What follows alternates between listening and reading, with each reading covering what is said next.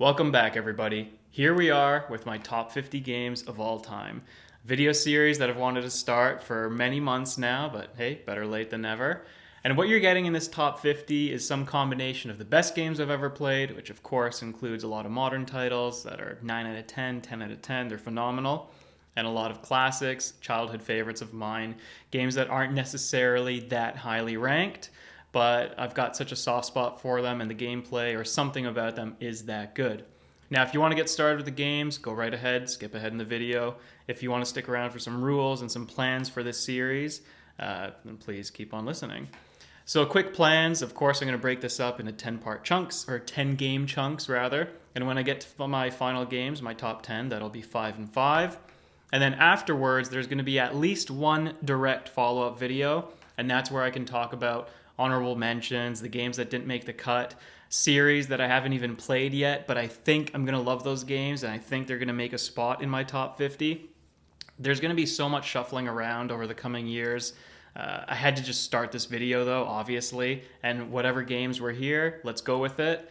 But of course, as I play some other series, which I won't spoil now, some other titles, you're going to see those work their way in. And of course, I might replay some of these games. And maybe some of you have experienced this where you replay a childhood favorite and the magic just isn't there anymore. Something about the game doesn't hold up. Take off your rose-tinted glasses and it gets kicked out of the list. So that's all going to happen, but I'll be discussing that later. Some rules here. You're going to be seeing some games, some series that are represented by just one game. And I felt like if the games in that series were so similar and one game would be fine to represent them all, then I had to pick. It was basically like, oh, number 1 in this series versus number 3 in this series. Well, which one do I like better? And that made it in the top 50. All right, let's begin. Game number 50. What comes in last place on this list? No, it's not last place because it beat out tons of other games, obviously. But this was a little bit of a weaker pick, something I have a soft spot for. It's Kirby 64, The Crystal Shards. And the reason why this is the one to cap off my list is just because of the memories I have playing the mini games in here with my brother, my sister especially. My sister even liked the single player, which is a rare thing. She doesn't play games. Back then, she only played a few multiplayer games with us, but this was one that she at least did a few levels on her own. I've never been the biggest fan of the Kirby series. I've tried a lot of the games in it. Overall, I just find they're a little too simplistic, a little too casual, and I'm not trying to be denigrating. I just think that's a fair assessment. Casual is a good word to describe the series because you could give it to kids, you could give it to adults, but maybe the adults aren't going to be stimulated enough by the gameplay. However, that is different in Kirby 64 because you can copy 2 abilities at any one time. And I love seeing the different combinations. I love combining things like ice and electric or fire and rock, whatever it is, right? You guys are going to see some examples in this footage over here. And as a kid, I remember just having so much fun trying those combinations out and seeing how they can be used to break different obstacles or unlock different secrets on the map. And of course, like I mentioned before, with the mini games, it was a lot of fun competing with the real humans here, not just the computers when I recorded this, but against my brother, my sister, even my dad would join in. We had a Nintendo 64 with 4 different colored controllers, so I would always take the green one, my sister would take the blue, and then my brother and my dad could decide between the red and the gray. Just a lot of good times. So even if it's not the best game I've ever played, I think it qualifies for the top 50 just because this game and the hours that it provided and the memories that are still lasting, it's hard to replace those. Game number 49, Darkest Dungeon. A game that I didn't expect to make my top 50 when I began compiling this list, yet here it is. It does so many things right. It's a brutal dungeon crawler, and yet I played it on a slightly easier difficulty, so it never felt too punishing, at least. A little tedious, a little repetitive, sure, because you're redoing a lot of dungeons, at least the way I played it. I'm no pro. So I would redo a lot of dungeons to try to grind some resources, to level up my characters, and also just having fun trying different characters. That's this game's strongest aspect, the fact that you have different characters, so many different classes, with a nice variety of abilities. And how you're going to be skilling them, how you're going to be leveling up those abilities, even what you're going to be equipping them with to enhance those abilities. And then how do you mix and match your party? Do you want to focus more on having something support-oriented with a lot of offensive debuffs? Do you want to focus on buffing your own party? Do you want to focus on maybe tanking with one character and healing that character? Do you want to do AoE damage? Do you want to do single target damage? Even in the single target, do you want to split it up with a character who's like some crazy archer, or do you want to use one of the main characters here and go stealth and raise his crit or raise his bleed and go to town like that?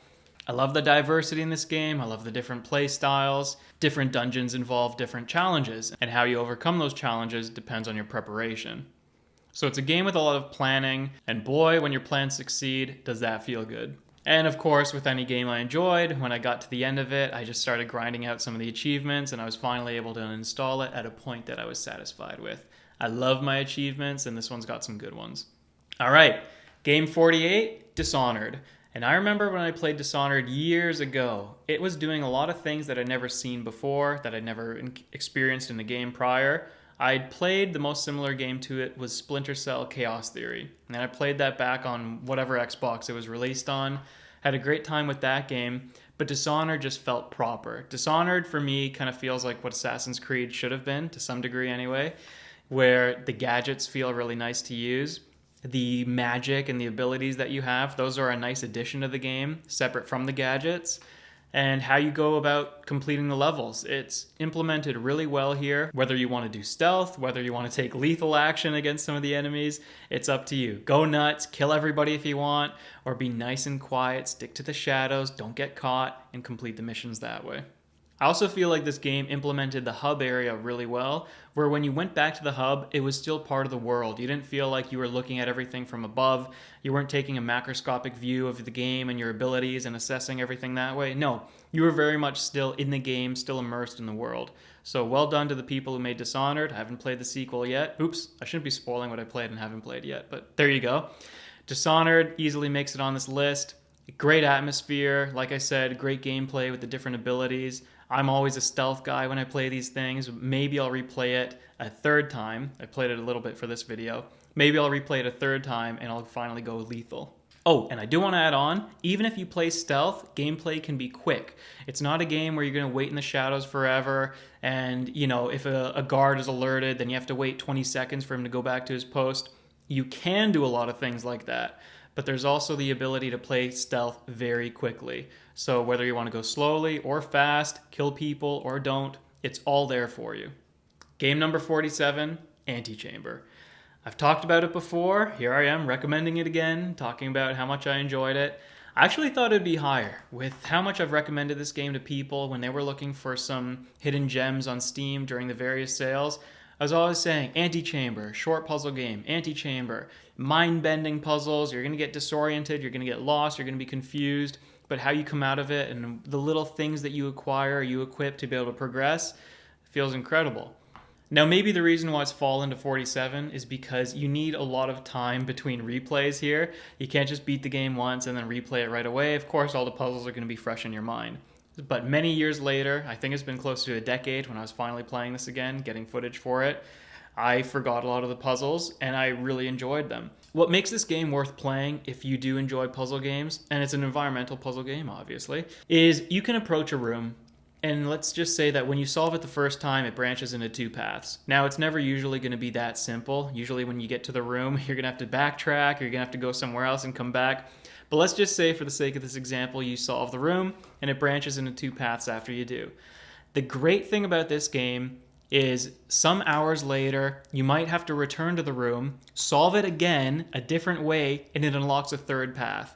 There's so much looping, there's a lot of backtracking that is not tedious. You can just press the menu and you can exit and then you can reload in another room, another level.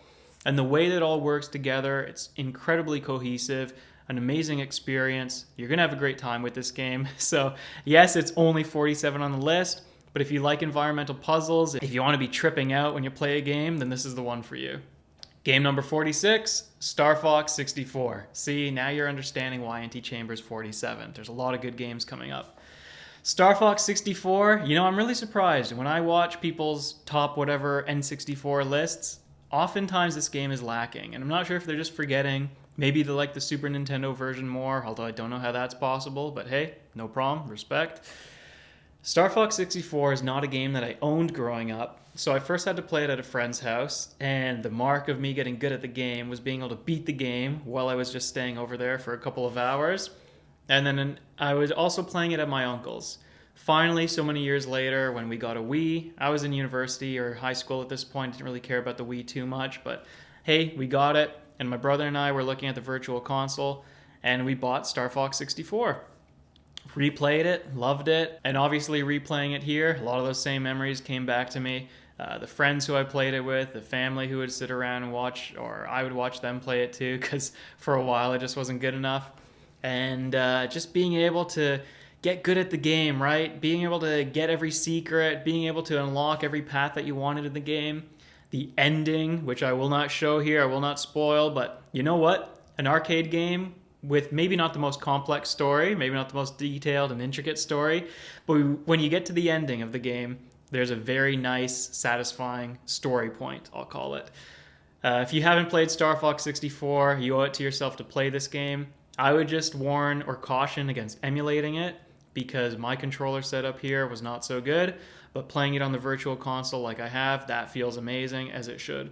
Really, it has something to do with the controls. I tried playing it with a USB Xbox controller and it just was not the same thing. I couldn't even remember a lot of the maneuvers when I was replaying it, but that didn't matter. When I got to certain levels or when I remembered certain iconic lines from these characters, the great times just came flooding back to me. And yeah, Star Fox 64, relatively short game, but it's a classic with great replay value. Game 45, Divinity Original Sin. And for what it mattered, I played the Enhanced Edition on Steam. This game, another one I would not expect to be in my top 50. I didn't know I would like it as much as I would. I didn't know it was such a polished game when I first played it because Divinity Original Sin 2, that was getting all the hype and getting all the accolades. And yet I'm the kind of guy who doesn't want to jump into a series later on. I want to play my way through it from game 1 to game whatever. So I played number 1. And I've talked about this game before too, and I loved how after the tutorial, after the beginning, which I'll come back to, you get to this town, and it kind of becomes your first hub. It's got all your shops, all your vendors, it's got a ton of quests, and I loved how this game had a little bit of a murder mystery thing going on for its first major quest line.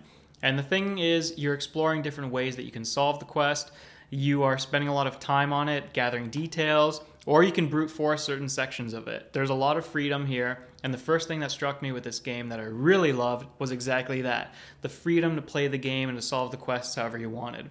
And that, thankfully, sometimes when games, they do something really great in the beginning to hook you, they water it down a little bit later on. The experience is not necessarily as complex or as grand as they first introduced it to the player. But in Divinity Original Sin, it holds up for the rest of the game. Every quest you have, or most quests you have, can be solved numerous ways. This game has great party members, it's got a lot of great customization for them, and of course for yourself. What do you want to play as when you play this game? Do you want to be a knight? Do you want to be a mage? Well, don't worry too much. You don't have to get too fixated on just the one character and worry that, oh no, I didn't pick exactly what I wanted, because it gives you two main characters. I thought that was a great touch as well. Just these little things where the developers thought, you know, we want players to have the most fun time possible. We don't want to constrain them. And of course, because there are two characters, you can even play it co-op. I've heard of people really having a great job playing this game co-op. I did not play it that way. I played it solo. But still, a phenomenal experience. It kind of becomes a bit of a slog later on in the game, but not as bad as other games that I've played. Clearly, it's still good enough. It's still fun enough to crack my top 50. Game 44. Stick with the fours here and add one more. Resident Evil 4. This is a game that as a teenager, I had no idea what I was getting into. We were not a family that really played the Resident Evil games. I have memories of maybe trying 0 or 1, something like that. I was way too young at the time. It scared everything out of me. The dogs in the window, which I don't even think I encountered at the time. Oh God, I played Eternal Darkness, for example. That was basically my Resident Evil, and that was terrifying. But Resident Evil 4, I was a little bit older. I was a teenager when this came out. I think 13 years old. And I had a great time with it. Surprise, surprise. Maybe it was the fact that it was a little more shooter-oriented, that you clear the game with pretty nice precision controls with your gun. And I was pretty good at shooters at the time. It just felt really comfortable for me. I don't know if I'd had the same experience with other Resident Evils, but it was a great game. And I loved it so much when I beat it, I had to replay it right away. I wanted to, dress Leon up. I want to have the alternative outfit for Ashley. I wanted to have different weapons. Whatever there is for beating the game and doing New Game Plus, I had to do it. Harder difficulty? Sure, let's go. The thing is, replaying this game, I can definitely appreciate the fact that there's a remaster coming out, and I'm not necessarily going to play that. I don't care for remasters. I like playing the original copies of games, but it's great because this game is certainly aged. The graphics are not that bad, but the movement is a little bit of a problem. Leon sometimes feels like he's on train tracks a little bit, and when you're switching him to go forward and back or side to side, he's very stiff. The aiming, again, is okay because it's got a lower sensitivity on it, but the movement is a bit of a problem. You know what? The setting is great. I've heard a lot of people complain about the setting, that they don't like that it goes away from zombies. It's just these angry villagers and what's wrong with them. Clearly, they're not normal people. There's something wrong with them. But that it's not classic zombies from Resident Evil 1 or 2 or whatever. Well, I like the setting. I like the Spanish-speaking villagers. I like the way that the towns look and the villages look.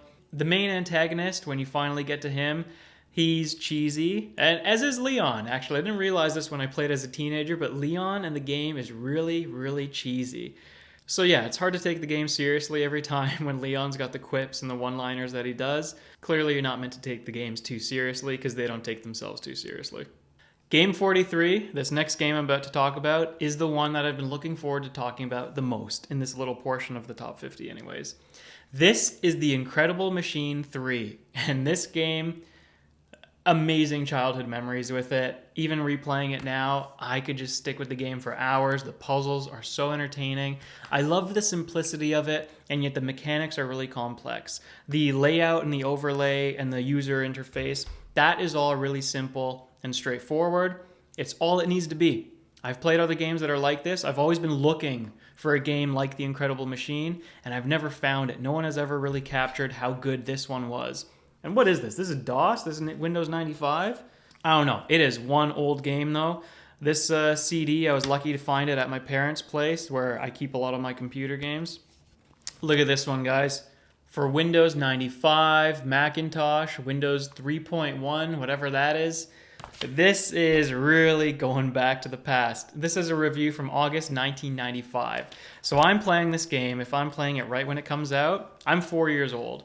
And this is just instantly one of my favorite games ever. Clearly, it was foreshadowing a lot of things to come because I love puzzle games today. And you know, I've always been fascinated by things like Rube Goldberg machines. If you don't know what that is, you know those contraptions people arrange where it's like, it's a whole stack of dominoes and then the domino knocks a little Hot Wheels car. The Hot Wheels car goes on a track, it hits a golf ball, the golf ball falls, triggers a cup, the cup falls over. That kind of thing is a Rube Goldberg, and that's entirely what this game is. You make your own, you solve the other ones that are made by the developers. Some later puzzles, or at least one of the puzzles, has one that's submitted by some contest winner, which is amazing. Remember the days where there were actually contests where the developers and the fans would be involved together and you'd see something appearing in a game because of it? So yeah, just a phenomenal game. I can go back and I can replay this. As a kid, I had a lot of fun making my own levels and spending hours on that. Now I'd rather just have a little quick puzzle session with something someone else made. But just great. Look at the variety of things that you could do here with the lasers, the crocodiles, the dynamite. You've got a little lemming who walks around. You've got to guide him through certain puzzles.